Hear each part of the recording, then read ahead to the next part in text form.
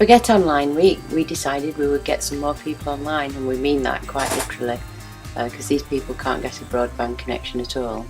So we're going to use our existing community wireless network and try and get them on with nanos. Nanos are long distance radio transmitters to beam the broadband across the valley. We program them up at the kitchen table, and then we assemble them onto a pole to put on the silo building. The transmitters have names, one is called Archers and one is called Corrie. This is just a temporary install just to see if it will work, and then we can, if it works, we'll get a professional aerial installer to fit them up properly at the end of the week and align them accurately. This is a pole that we're going to use for testing that's powered up by a battery. From the silo building you can see the two antennas, and now you can see where we're hoping to get to right across the valley. It's about 5 kilometres.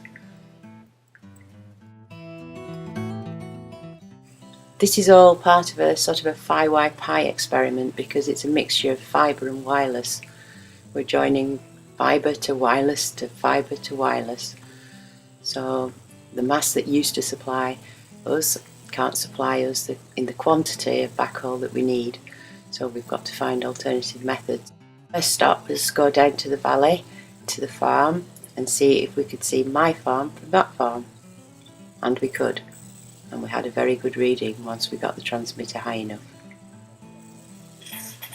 Are you actually performing the data throughput test?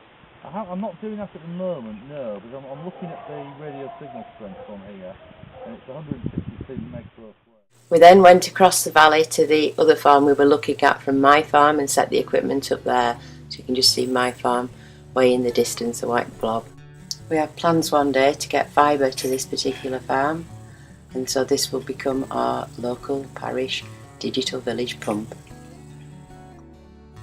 In the meantime, the aerial fitter now knows where he's going to put the aerials, where we know we can get a really good signal to this farm, and it in turn will fire it down the next valley to the one you can just see in the distance.